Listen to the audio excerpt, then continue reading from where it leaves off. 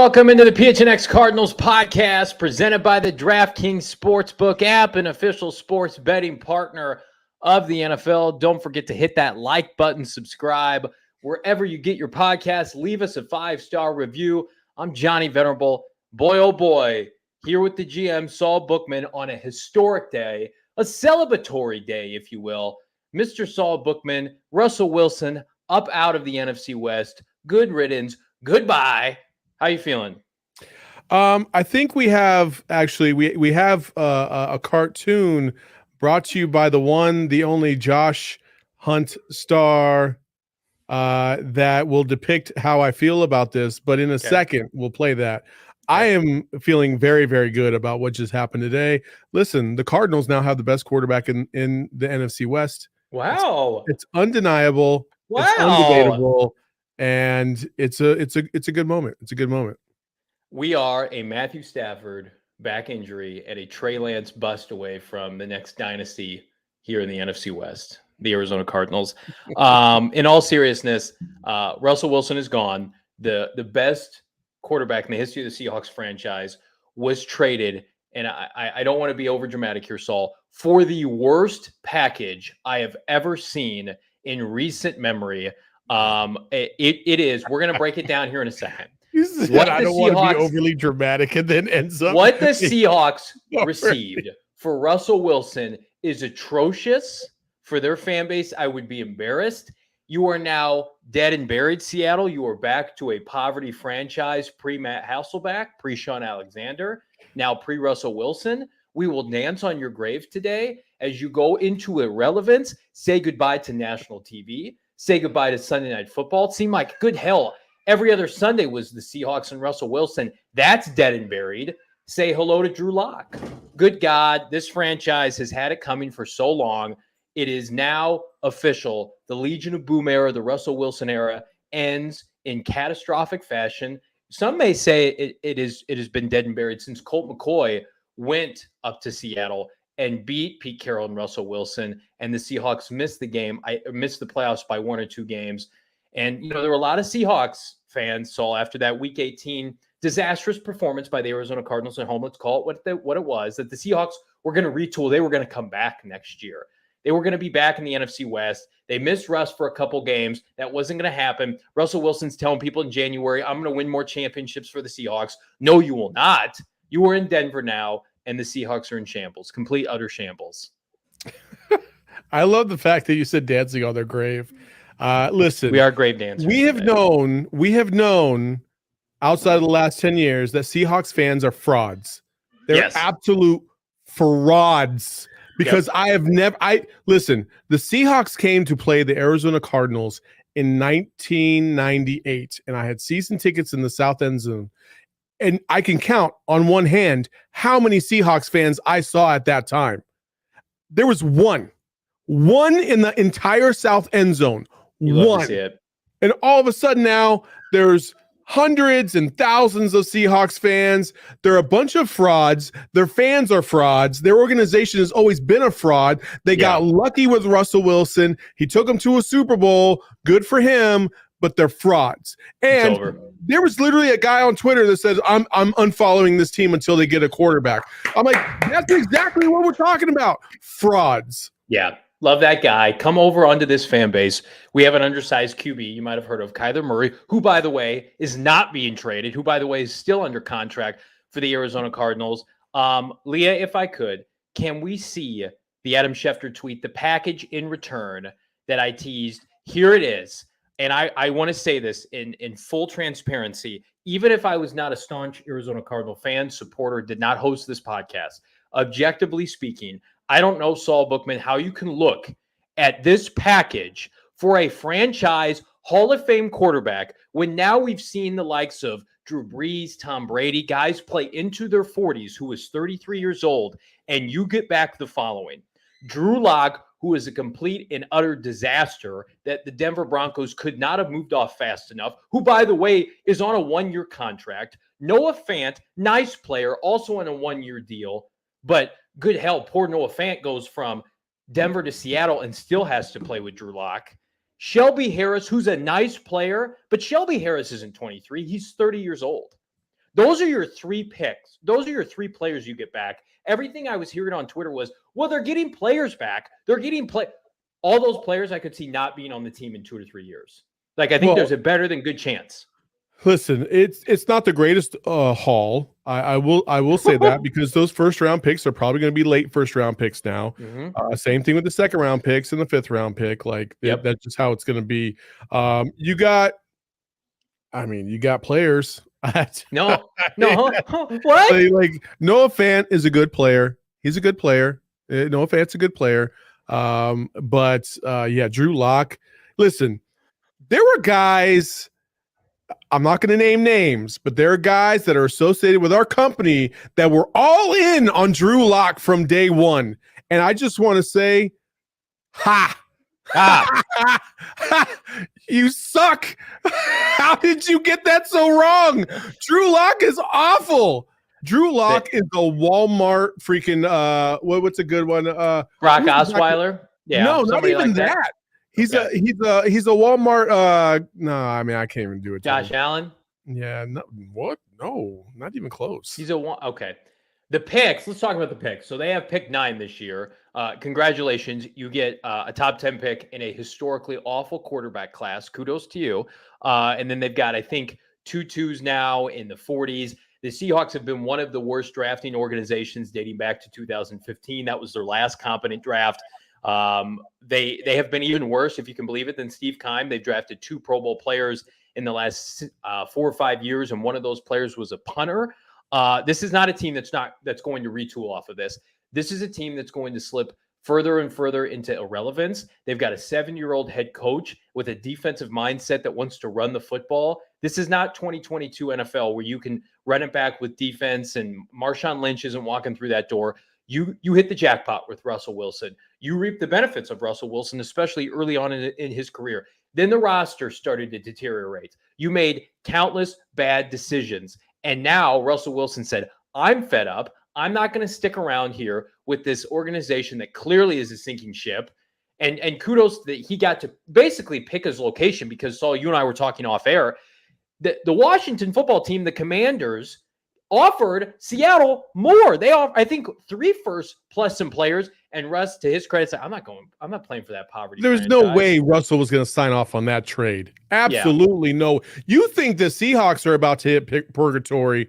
Freaking the Commanders are the definition of a place you never, ever want to get stuck in because they're always between 5-11 or 5-12 now and 9-8. Like that's what they are. They're a historically bad franchise ever since they won the Super Bowl in '92. That's it. Nobody wants to go. Plus, who the wants to live in Washington D.C.? No way. Hey, oh my God, one of the worst cities in America. Kudos to the Seahawks franchise, John Snyder, who they at least gave Russell Wilson a prominent landing spot. Like Russell and Aaron Rodgers, they both wanted to play in Denver. Russell got his wish, right? So now you look at Seattle in the landscape of the NFC West. They are done. They are in a complete rebuild mode.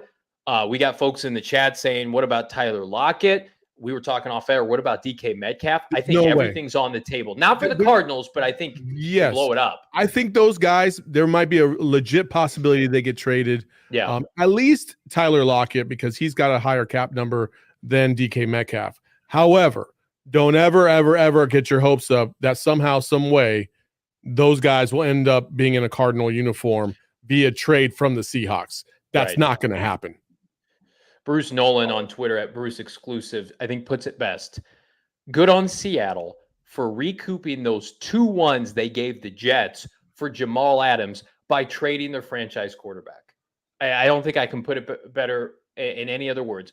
You got the same package, basically, plus a couple scraps. Drew Lock, Shelby Harris, Noah Fant, those are, in the grand scheme of things, those are scraps. You didn't get Patrick Surtain or Jerry Jeudy or Javonte Williams or a stud offensive lineman. You got scraps, and you got your 2 first-round picks back that you gave away for a box safety.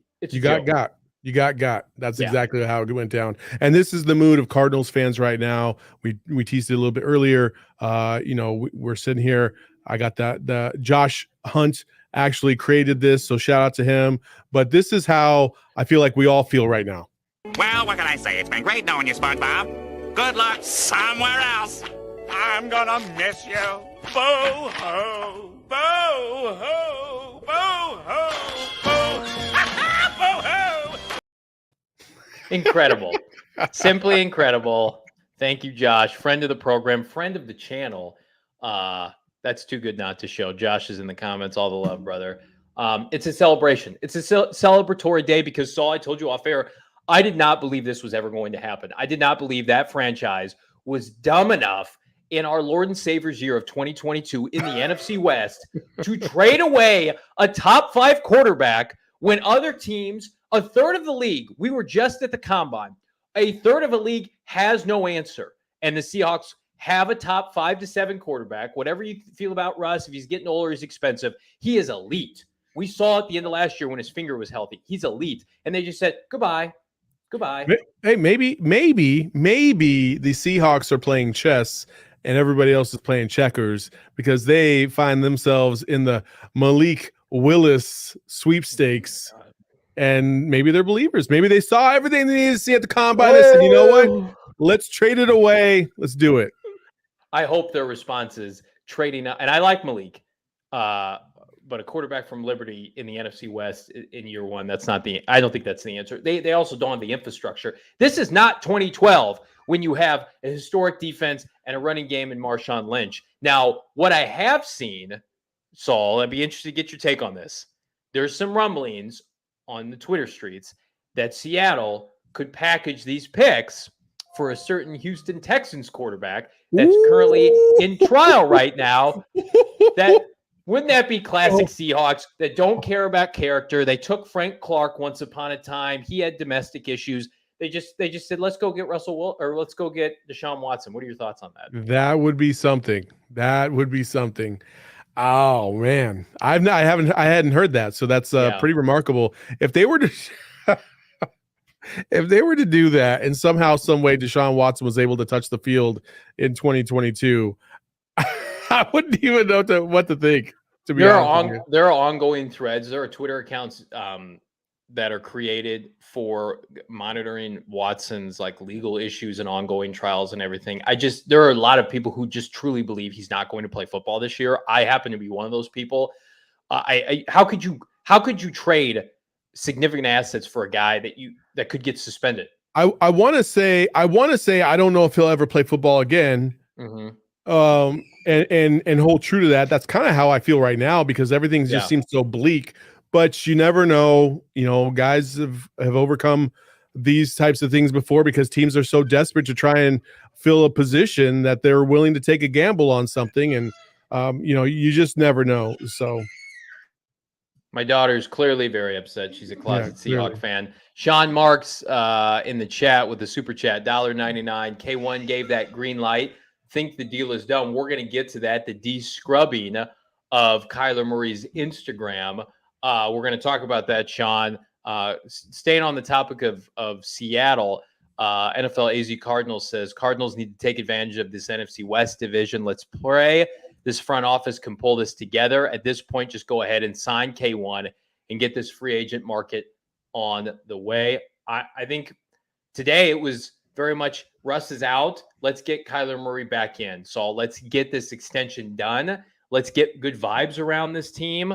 Let's free up some space. Let's free up some money because if you're thinking about a unified front now with a Hall of Fame quarterback exiting your division, and I know Matthew Stafford was great, but he's got 1 year on his resume. They've got a lot of big contracts.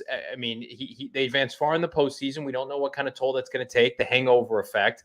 I feel like at the end of the day, this could set the Cardinals. This is why the Cardinals don't want to go into quarterback purgatory without Kyler Murray, because now in the NFC West, you're almost guaranteed to be in the mix now entering the final couple weeks of the season by default, because let's just assume Trey Lance needs a couple years to get settled. You've got 4 games next year against right now Trey Lance and Drew Lock. No, sign me up. Sign me up. Sign me up all day long. Love it. Love it. Like, the NFC West got worse today. It did. They did. How much worse? We don't know because there's still plenty of time left for either team to really make a deal. Obviously, the 49ers won't make a deal, but Seahawks might to get a better quarterback or at least address that side of the ball. They can't possibly believe in Drew Luck, for crying out loud. So, who knows what's going to happen. Also, the Rams, they won a title. We can't forget about the Rams. They still have everybody intact, minus possibly Von Miller, because there's a lot of chatter in Bronco Nation about the fact that Von Miller looks like he's probably going to come back to Denver. So that's one less thing you have to worry about if you're the Cardinals. And we'll talk about their own pass rushing needs here at the end of the show for sure. But real quick, the other thing that we have to mention is the fact that Seattle had a window of opportunity for about 4 or 5 years, and they only came away with one Super Bowl championship, got to another one, and they should have won the second one, but they didn't. They should have. But they didn't. And when you're looking at a team like the Cardinals, who have a quarterback that right now is getting paid $5 million a year, and he wants his money, you do have to address it, but address it in a way to where you could take advantage of really loading this roster up with a lot of talent to take advantage of another window that you possibly have, which is right now. The window is right now because you have a viable number one receiver, one of the best of all time, playing wideout for you. You have a solid quarterback, and I know he disappeared in the playoffs in game one. We've seen that before, maybe not to that kind of frantic outcome, but we have seen it before. Peyton Manning, for instance, his first playoff game, not so hot. You know what I mean? Like, guys have had bad performances, so how they rebound is a big deal. The Cardinals' window of opportunity in the NFC West is right now. That's undisputable, because you don't know what's going to happen here the next 3 or 4 years. You don't know if the Seahawks are going to turn around and make some blockbuster trade at some point and get a quarterback in return. You just never know. So you got to take advantage of it right now. At worst, they have the second best quarterback in the division. I think a lot of us feel like when Kyler Murray is on his game, he is right there with Matthew Stafford, and I think his legs are a differentiator. The Cardinals swept the San Francisco 49ers last year. They've won 3 out of their last 4. They split in the regular season with the LA Rams, and we'll see what the Rams do. I mean, the Rams are the Super Bowl champions. We can't dismiss them. But there are 7 playoff spots for a reason now in the NFL. The San Francisco 49ers were in the NFC title game. This is why you have to keep your foot on the gas. The other thing is we also can't forget this. Aaron Rodgers has signed a massive deal. Yes. 4 years, $200 million, allegedly, even though he denies it. That's $50 million a year. So if you're talking about Kyler Murray money, you're not coming anywhere near $50 million a year, but you're going to be around 40, I would assume. Yeah. I think 40 is going to end up being the number. Personally, I think a 4 or 5 year deal at $40 million per, and then the guaranteed money is probably going to be over 100.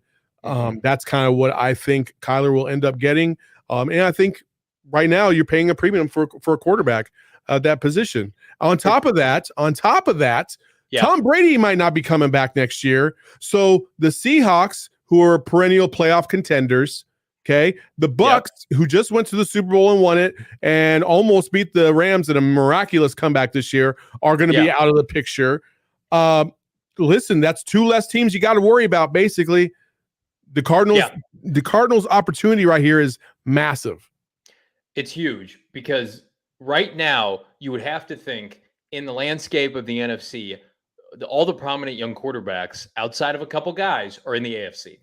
That means that, and I think we agree, Saul, we've seen maybe the best from the Packers, and they're going to be hamstrung now with this $50 million a year quarterback to Aaron Rodgers, who, by the way, had to interject himself on Twitter amongst all of this Russell Wilson drama. He just couldn't help himself. He's like, hey guys, I'm here. I'm still here too. My contract isn't $50 million a year. Okay, Aaron, whatever. Literally got an hour of shine. Yeah. And that was it. Yeah. Save for a Deshaun Watson trade, which, by the way, Deshaun Watson had his case presented to a grand jury on Friday. And from a statistical standpoint, this is from Dan Lust on Twitter, grand juries tend to indict far more often than not. To that end, there's an expression among lawyers, a grand jury could indict, quote, a ham sandwich, which indicates big trouble for Deshaun Watson. So I think any Seattle folks out there who feel like Watson is coming to save them, number one, they don't have the kind of capital that like a Philadelphia has with 3 wins alone this year. Seattle just recouped what they lost for Jamal Adams. It's not like they have now a robust amount of picks. They now basically are trying to wipe the clean slate for a complete rebuild. So I don't expect Watson in Seattle. And we've got some people in the chat. Do you, NFL AZ Cardinals, do you think the 49ers could get something similar in return from Jimmy G, from the Commanders or Pitt? No chance. I think the best they can do is probably a third, but you have to remember, Jimmy G is due $27 million next year. Jimmy G just had shoulder surgery. Yes. Is a team going to trade a premium pick and take on that kind of money when he can't pass a physical right now? The answer is no. Yep. Right? So at the end of the day, you would assume some team is going to get desperate and give a third or a fourth, and that's it. I think the 49ers are going to have to eat some of that money. I think that if a team, the closer, so we talked about this last week, the closer teams get to the draft, the closer they talk themselves into guys, whether it's the kid from Cincinnati or Kenny Pickett or the kid from Liberty, Malik, whomever. So the longer this goes, and I think Jimmy does get traded at some point in March, the 49ers are not getting a haul. The 49ers would rather just get Jimmy G off their books completely, even if it's for a 6th or a 7th. They're not getting a premium asset for a quarterback that chose slow play this on purpose. I think because he wants to pick his team and not just be dealt anywhere. And the fact that he knows, you cut me, I still get $7 million from you guys. So long story short, it just speaks to the fact that this quarterback market is one of the worst, if not the worst, that I've seen in the past decade. There have always been competent options available in free agency in the draft. That's not the case this year. And for the Seahawks to willingly trade away a top 5 to 7 franchise quarterback in his prime for pennies on the dollar, it will go down. I have no problem saying this as one of the worst trades in NFL history. No doubt in my mind. I mean, listen, they didn't get 3 firsts, which is what the going rate was for a premier quarterback. They got 2 firsts and a couple seconds. We had been talking about, okay, what if the Cardinals did want to trade Kyler Murray, or Kyler Murray demanded a trade? What could the Cardinals get in return? Right now, you have to believe 3 firsts has to be the number, because you're talking about a younger. Hey, go ahead. So Mina Kimes, the Cardinals, Mina Kimes, Seahawk fan, employee for ESPN. The Cardinals Twitter account tweeted at Mina Kimes and said, "You good?" Mina Kimes subtweeted that with a picture of Kyler Murray playing baseball. Okay. Kyler Murray just subtweeted that with laughing, crying emojis saying, "Stop it." How about that? So Kyler was defending the Cardinals. Yes. Which leads us into our next segment. But Wait. Before you get into our next segment, we have breaking news. We have live footage of Johnny coming back from Indianapolis right now. Oh, here it is. Yeah, there he is. There is Johnny. Hey, Johnny. Hey. There you go, buddy. There's Johnny. That might not even be me. You couldn't even see my face. All right. I want to remind everybody, we got folks on the ground in Vegas ready to feel the excitement of the conference championships like never before. Turn your team's victory into your own big win with the DraftKings Sportsbook app, one of America's top-rated sportsbook apps. New customers can bet $5 on any team to win their game and get $200 in free bets if they do. It's that simple. If they win, you win. DraftKings Sportsbook customers can also bet on college hoops with same-game parlays. Combine multiple bets from the same game for an even bigger payout. The more legs you add, the more money you win. DraftKings is safe, secure, and reliable. Best of all, you can deposit and withdraw your cash whenever you want. It's a call to action. Download the DraftKings Sportsbook app now. Use that promo code PHNX, bet $5 on any college hoops team. And to win their game, you get $200 in free bets. And if they win, you win. Using that promo code PHNX, 21 and over, Arizona only. Gambling problem, call 1-800-NEXT-STEPS. New customers only. $5 minimum deposit. Eligibility restrictions apply. See DraftKings.com/sportsbook for details. So let's talk about what I thought we were going to start the show with today, which is the de-scrubbing of Kyler Murray, Sweet Baby Kyler's Instagram page, which is now back in action, ready to look at that. Gorgeous. He's got his Arizona Cardinal. Well, the uniforms, we say that for another day, but he's repping the bird, Saul. You love to see it. It's beautiful. It's beautiful. It's all back. It's all happy kumbaya, or at least that what we thought. Also, can I just say something? You know, I had a lot of fire in my gut this morning. It wasn't because of the tacos I ate last night. It was because I just couldn't help but think, when he had scrubbed his account officially or the first time, and everybody jumped on you about the fact that you had put it out there that he had done that. You didn't say that he deleted everything Cardinals. You didn't say any of that stuff. He just deleted. You just said he scrubbed it, and that's what he did. And you didn't say that he unfollowed the team. You never said that. Other people said that. You never said that. And I want to go back to that because, listen, when we see things, we're going to put them out there. Like it's not, we're not trying to be TMZ. We're not trying to be, some clickbaity thing. No, it's a absolute observation that ended up being something national. And then people were like, oh, you're jumping to conclusions if you think this is about a contract or that Kyler's unhappy or blah, blah, blah. And then every single reporter, Albert Breer, Ian Rappaport, coming out talking about Kyler wants a contract before the draft. That's what this is all about. He's unhappy because he wants his money. And here we are. Bro. I appreciate it. I appreciate the kind words. And to Tyler's point, I did not start it. I just made an observation. Other people made the same observation. He still does not, by the way, follow the Cardinals. I checked this morning on Twitter or Instagram, but I didn't want to tweet that out. I didn't want to be negative on a day like today. Yeah. I don't want to be that guy. Don't dance on their grave. I'm not that guy. I think I just want everybody that was dog trashing you to just, hey, be a man or a woman, step up and say you were wrong. Say, all right, my bad. Had this wrong. That's all I want. I'm sure all those people are going to line up. Josh Hunt, the observation was legitimate. It begged for questions regardless. Thank you. And you know what? It goes to the fact that it's a larger point I've made on Kyler Murray the last 2 years. It has very much felt like he is dating this franchise and not committing. Like he is just kind of testing the waters a little bit with this organization. And that's okay. But that from the start, it felt like he had all the power in the relationship because he was courted here. The Cardinals ditched Josh Murray and the drop of a hat to bring him on. They brought a college Josh Rosen. I'm sorry. They brought a college head coach to come tailor the offense for him. And and they're kind of dealing with that right now, being overly giving to him. And so he's taking advantage. Yeah, it's absolutely fine. Listen, the Cardinals did what they thought they needed to do at first. Okay. Yeah. Now you've made your bed. You got to sleep in it. Now you got to find a happy medium to make him happy, but also do what's best for your franchise. And you can't have your star quarterback and possibly the future of your franchise for the next decade, being in this role during the summer, a source of distraction in a negative way. You know what I mean? And that's what he is right now, whether you like it or not. It's true.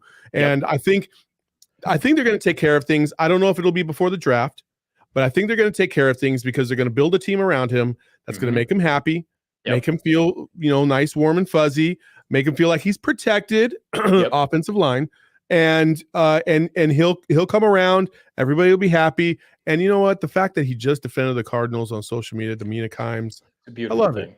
I love it. That's what we call that? We call that growth. Yeah, that's right. Growth.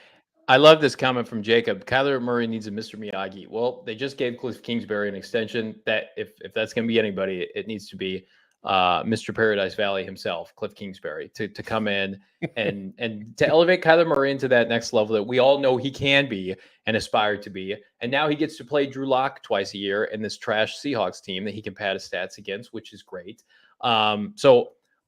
This organization is going nowhere without Kyler Murray. I firmly believe that. There is no trade, as you can see today from Poverty Seattle, that you are going to get anything close to return for franchise quarterback. Kyler Murray, 24, 25 years old. I think 24.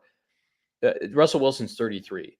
I mean, we should just now be eclipsing or entering Kyler Murray's prime years, his peak years for the next 5 to 7 years, assuming he can stay healthy. You can't put a price on that. The Packers just gave Aaron Rodgers $50 million a year, and he's approaching 40 years old. Yeah. The Cardinals have to be smart. I believe they are being smart. They are going to get a contract done that works for both parties. And then hopefully, Saul, you look at it in 2 to 3 years and you're saying to yourself, shit, now we've got a quarterback who's top 5 to 7 and we're paying him under market value. We feel really good about that. Or if you're like the LA Rams and you win a Super Bowl with a quarterback making under market money and you have to pay him after the fact, that's a good problem to have. Pay Kyler Murray all the money he wants and more when and if the Cardinals make the playoffs, win playoff games, get to a Super Bowl, win a Super Bowl, bring a Super Bowl to this franchise that has never won one. That to me, this is a table setter deal that I think will do both parties well eventually when it gets done. I believe it will get done. I'm not even going to talk about Albert Breer, his comments in the MMQB, I believe yesterday when it talked about this could get worse before it could get better. I think it's already got 24 hours later.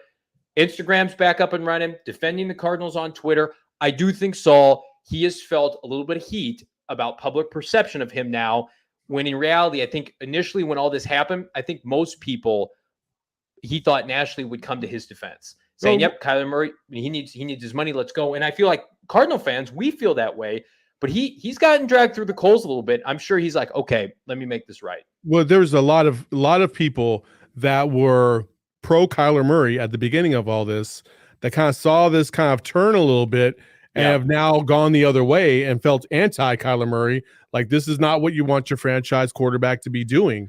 Yeah. And you and I talked about this last week at the Combine about how, like, who the fuck is his PR team?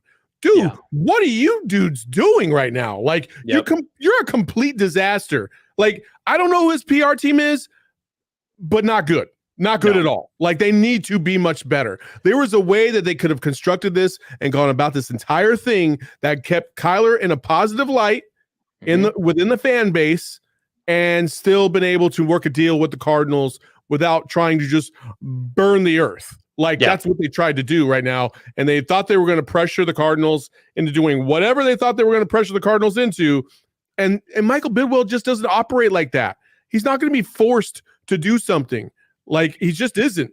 And if you try to come at him kind of sideways, it's not going to work out for you. And so I think Kyler's lucky that he's the quarterback, because if he was any other position, I think we would be talking about a trade for sure. And I think Michael Bidwill knows that his bread is going to be buttered and vice versa by a 24-year-old first overall pick superstar quarterback. And you can see, and we talked about it before, it's not about going all in. You want to maximize the prime years of his career and be relevant and make money. That's a big part of this. Now, I don't disagree with the comments that Michael Bidwill wants to win a championship, of course, but part of that is just getting to the playoffs. And the Cardinals, having Kyler Murray every year healthy, you're going to be a contender if he plays the way we expect him to play, if his skills are not diminishing, right? Every year, Kyler Murray is under contract, and we believe he's on the same level as Russell Wilson right now. The Seahawks were competitive every year, had deep playoff runs every year because of one person, number 12, in Seattle. And that's why now they're going to go into irrelevance. They don't have a franchise quarterback anymore. So Tyler says already a top 3 quarterback in the NFC. I would agree with that. I would think in the grand scheme of things, you have to put Stafford in that category and you have to put Rodgers. But I think Kyler Murray is right there. I mean, you look at what's in the NFC South right now. Nothing in New Orleans, nothing in Carolina, nothing in Atlanta, nothing in Tampa. I mean, I think he's better than any quarterback in the NFC East, which includes Dak Prescott and Jalen Hurts. And I think he's better than all the other contenders, or excuse me, the pretenders in the NFC North outside of Rodgers. And then his own division, he is a top 3. That's a good point, Tyler. He's a top 3 quarterback in the NFC, unquestionably. Yeah. Listen, all right. He's going to give you a chance to win every single game. Yep. Kyler Murray gives you a chance to win every single game, and he's going to learn from his flaws. He's going to learn from his F-ups this year.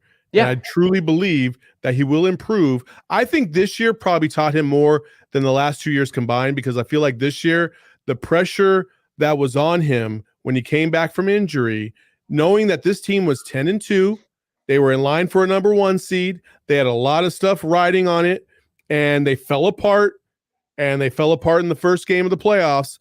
I think he learned tremendously from those experiences. And as much as we want to dog on him for those performances, I think he will be stronger and better for it moving forward. And I do believe that Kyler Murray will be a franchise quarterback, and the type of franchise quarterback you're going to want around for, like I said, the next 5 to 10 years. I think he's also going to learn from this situation itself that you can't take things personally when it comes to contract negotiations in the NFL. I think he understands that. I think he will understand that, at least.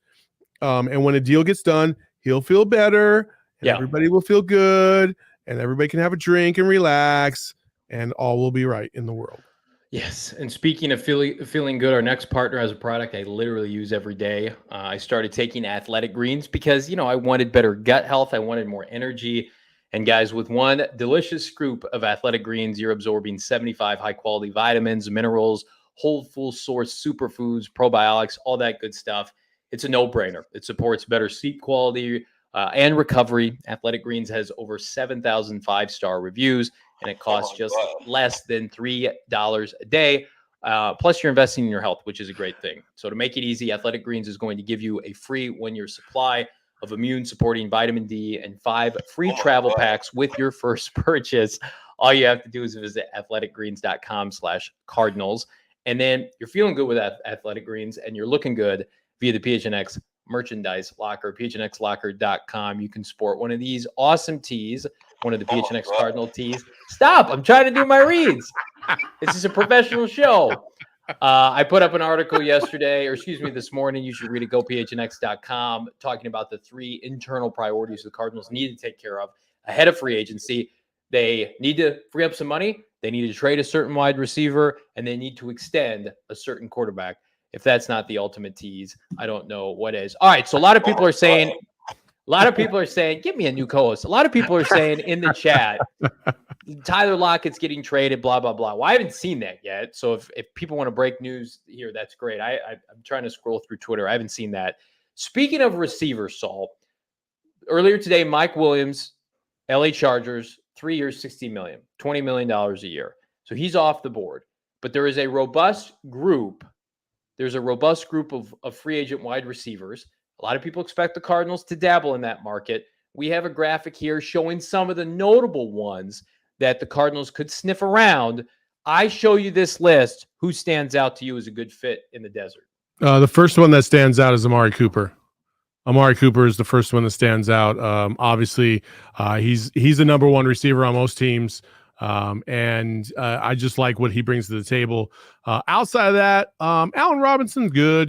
Nobody really is wow on this list outside of Amari Cooper to me. So I would say to me on this list, it's clear the halves are Amari Cooper and Allen Robinson, and then there's a big drop off, and you get a lot of guys with injury concerns. Your older players, of course, like T.Y. Hilton and A.J. Green. Listen, guys, Christian Kirk is going to get $15 million a year. When Mike Williams, he's a nice player, he's not an elite level player, he's not Amari Cooper, is getting $20 million a year. I think that tells you the wide receiver market is going to be robust, and I would not be surprised if the Cardinals are priced out because of it. I would not be surprised if they had to trade for somebody or if they just went straight to the draft. Because a lot of people on Twitter are saying, well, you can't trade for Amari Cooper because he makes $20 million a year. The hell you can't. Now that Mike Williams is getting $20 million a year, Amari Cooper wants to hit that market. He will get that plus because he is a damn fine receiver. I believe he's better than Mike Williams. He's a little bit older. Mike Williams is a little bit too inconsistent for me. So Mark in the chat says Will Fuller on a 1-year cheap deal. I was all in on Will Fuller last year, Mark, and then he came out and had a horrific season with Miami. Was active for 1 game. So as much as he and Hopkins are buddies, Miami. Yeah, he was in Miami last year. I know, but you said Miami. Tua is awful.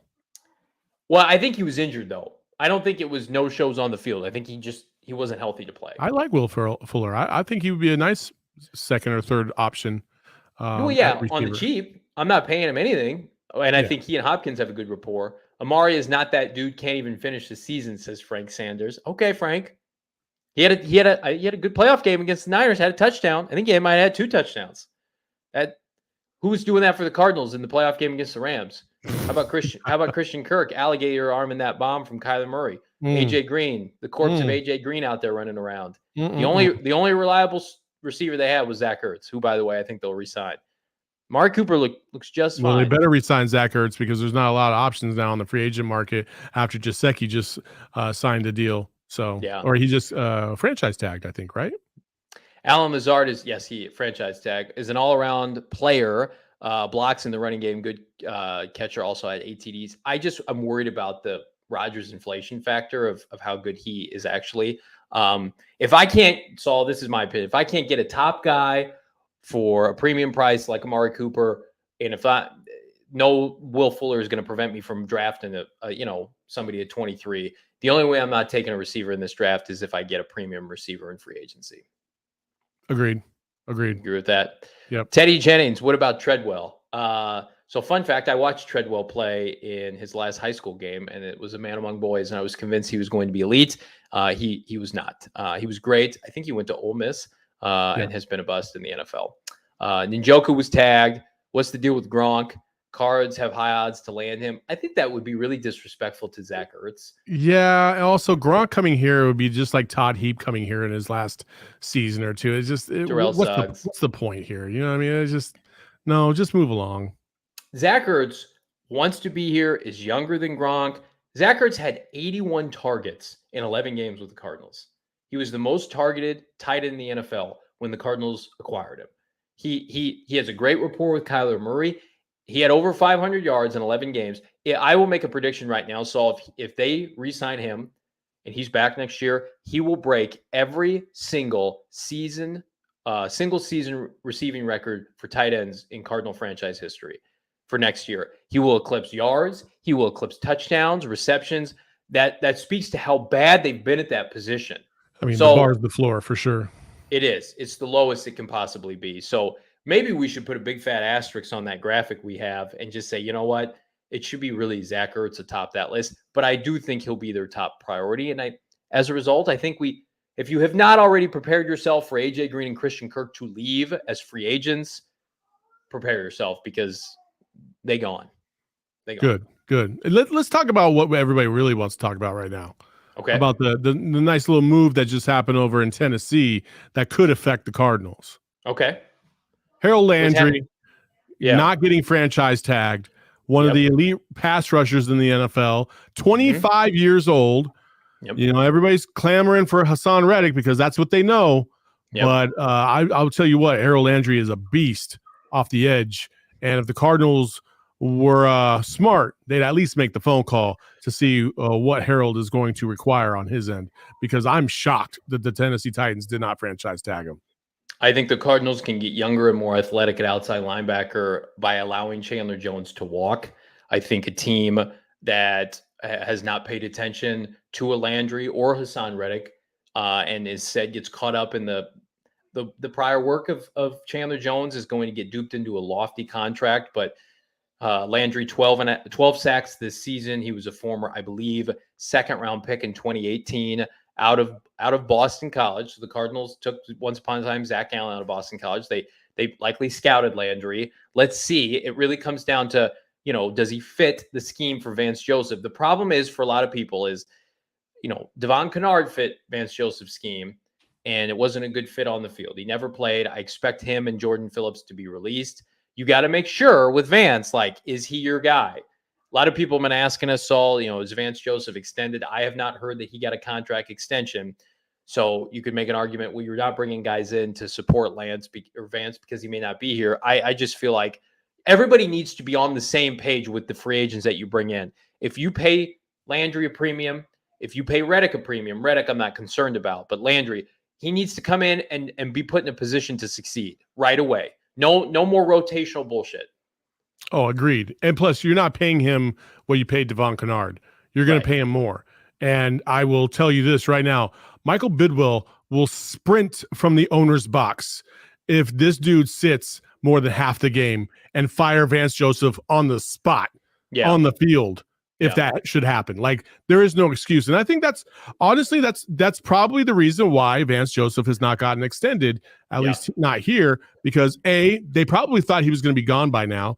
Because he had some interviews this year in the offseason for a head coaching position. But on top of that, the player development thing is a real thing. It's real. And you haven't seen that from your last 2 first-round picks. You need to see more. And the hesitancy for him to use new pieces in his defense is concerning. You have to be able to use the pieces that you have, or at least construct a scheme that takes advantage of their strengths better than what you have done, especially in the second half of seasons. NFL AZ Cardinals, we need to fix the interior offensive line before we talk defense. Well, the problem with that is there's not good options in free agency for interior offensive line. The best of the ball is Brandon Sheriff. He's older, approaching 30.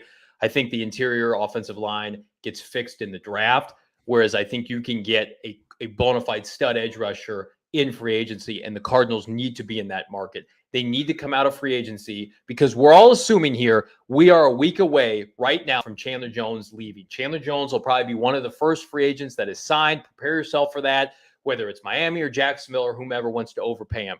The Cardinals then need – yeah, absolutely. Really? Yep, he'll get a 3-year deal, probably like $60 million. So free agency starts next Tuesday, correct? Well, it starts next Monday, tampering period, where they leak out plans to sign, but it starts technically on Wednesday. But we're going to know players the Cardinals are going to sign a week from today. And you're saying you think by Wednesday he will have a deal in place? Mm-hmm. Yeah. You think that? I 100%. I will say he will not have a deal until at least Friday. I think he's going to be one of the first people that comes out of the gate, gets his money, takes his money, and runs. He's got his championship. His legacy is intact. I just think that he thinks he's going to. Yeah, I just think that he thinks he's a lot more elite than he actually is, and the money is not going to reflect that in the open market, and he's going to wait. Cardinals update. I agree with you. He probably does have a deal done right now, probably with his buddy Brenston Buckner, who we saw at the combine last week, probably in Jacksonville. Go enjoy Jacksonville, buddy. Hope you like that dirty water on the East Coast. All right. The corrode. The Cardinals have to they can't exit free agency with just Marcus Golden. They have to do better on the edge. Poor Chandler being sent to the doghouse. Chandler be fine. He's getting his money. But I do think it's a good point to mention that, the Cardinals had sideways negotiations with both Patrick Peterson and Chandler Jones. They need this Kyler Murray thing to subdue a little bit. This has been ugly. This has been in the public. They need this to go away. And so they can focus on other things. And this is going to hang over them until it does. I would normally agree with you, but because there's nothing really going on right now, there's no sense of urgency, in my opinion. It's almost like out of sight, out of mind. And, we'll talk and we'll have conversations and, shit's going to leak out there into the press about this, that, and the other. But I'm not concerned. I got other priorities I got to think about right now besides Kyler Murray. And if I'm Steve Keim, I'm worried about that, sure. But I've got some other things I need to get, right, and make sure that we shore up. And that's what my focus is right now. Listen, GMs understand, because they have great financial people in-house that understand the constructs of each contract, what they can free up, what they can't free up. You and I kind of talked about that a little bit last week in terms of who they can cut to free up, I think, $25+ million under the cap. This is something that they already know. They already know how to play these games. And so they understand that when they construct these deals, they're going to have a little sliver of the pie that's set aside for Kyler, and they're going to hope that they don't reach the max of that sliver, but they're anticipating that they might have to at some point. So I think 40 to 45 mil per year is what the sliver will be, and they're hoping that they come in that 40 mark, maybe even a little bit less. I doubt that's going to happen. But they'll be ready to go with that in mind when they attack free agency starting Monday. Do you think he gets extended before the draft? No. Damn. So that means they're going to trot him around. He's going to make appearances publicly, because I think a deal's already done. I don't think that everything's been ironed out. Why, if you're Kyler Murray, if you've dug in this far, are you reemerging on social media, subtweeting support of the Cardinals? You think he's happy? You think something happened? I think something happened. Why would you've dug it? That statement last Monday was the point of no return. What if he put all that stuff up there and he fired his agent today? Well, we would know that here pretty soon. I think a couple things helped him. The Cliff and Keim extension. You don't go all in with those two unless Kyler Murray's a part of it. You don't think Michael Bidwell knew, because this trade has been in the works with Seattle going to Denver for a couple weeks now. They said that. It's been in the works, talking about since January. Keim and Cliff and Michael Bidwell knew of this at the combine last week. You don't think they looked to themselves and said, we got to get our quarterback happy and locked up so we can run this division? Of course they did. I believe firmly that they have had enough positive talks with regard to a contract and probably have a number in mind. And Kyler Murray, everybody take a deep breath. We want a unified front for free agency in the draft with our fans, 100%. Kyler Murray, everything has been calculated. You said it yourself. This entire process, the scrub, the pushback, everything is because he wants his money. And now suddenly everything's fine. Everything's fine because negotiations, I think, are about to come to a head. I think they have a number in mind and they're going to hit it. I would be shocked if it took to the draft. All right, if you say so. Yeah, I do say so. I also say children 5 or older are eligible for the COVID-19 vaccine. The vaccine is the best tool we have to reduce the chances of getting sick with COVID-19.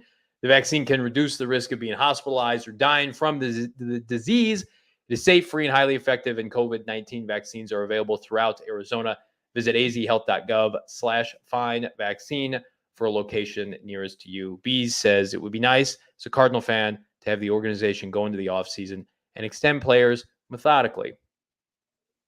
No drama. That would be no nice. BS. That would be nice. That's not Kyler, though. Kyler ain't low-key, man. He's low-key in a lot of ways, but... My boy.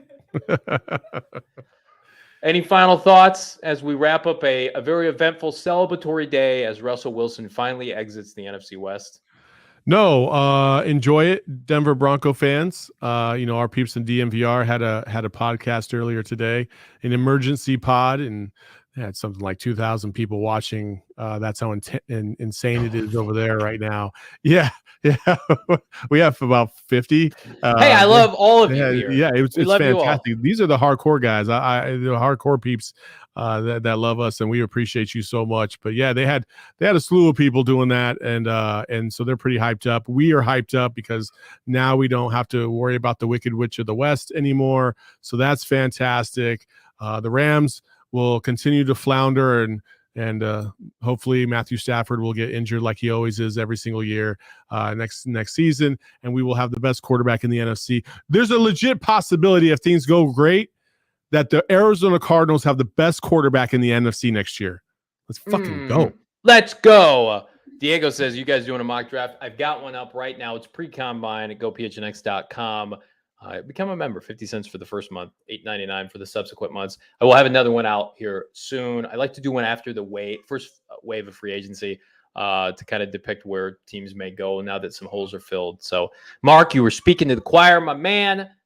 Maybe this is all just a big elaborate ploy for Kyler Murray to walk out on stage at State Farm Stadium here in about a week with a contract in one hand and a fresh new uni in the other hand. Oh my God! Shoot me to the moon and back. Can we talk about this for a second? Why do they feel the need to parade players on like these long runway stages in their uniform without pads on? Like it just is so like it's kind of off-putting. I think that it's form-fitting and players want to show what they got going on. I don't think they do though. I think they're told that they have to do that. I don't know. Kyler Murray doesn't want to do that. Kyler Murray will do anything for $40 million, I bet. You give Kyler Murray $40 million, he'll walk out on stage shirtless probably. He'll do whatever. We didn't even talk about how he was at Coach K's last game at Camden or whatever the hell it's called. Looked like by himself. Poor little guy. Just, in his fields. It was sad seeing that on TV. It wasn't sad. He's a millionaire, and he's out there having a good time, living his best life. He did not look like he was having fun at all. Listen, I don't know about you, Johnny Extrovert, but introverts love to be by themselves. And so, like, if I ever had millions of dollars, I always tell my wife this all the time. Like, outside of her now, obviously, if I ever won the lotto, motherfuckers would never see me again. I would go hide somewhere on some island forever. I would disconnect all my phones. I would never be on social media. Like, I want to be by myself. Share the wealth. All right. Share the wealth a little bit. Kyler Murray, I hope you get a private invite every now and then. Thank you. I appreciate that. I appreciate all of you, as does Saul, here on this phenomenal Tuesday here in March. We are gearing up for NFL free agency. I want to remind everybody, like, subscribe, leave us a 5-star review wherever you get your podcast. On top of that, we will have breaking news as it comes to you. Cardinals sign a player, boom, we're live. You can expect that from now until the NFL draft. Emergency pods are a real thing, and we want to welcome you all along for the ride here at PHNX Cardinals. Saul, it's been a fun Tuesday as we dance on the grave of the Seattle Seahawks. Absolutely. Dance. Play my little puppets. Let's go. See you tomorrow.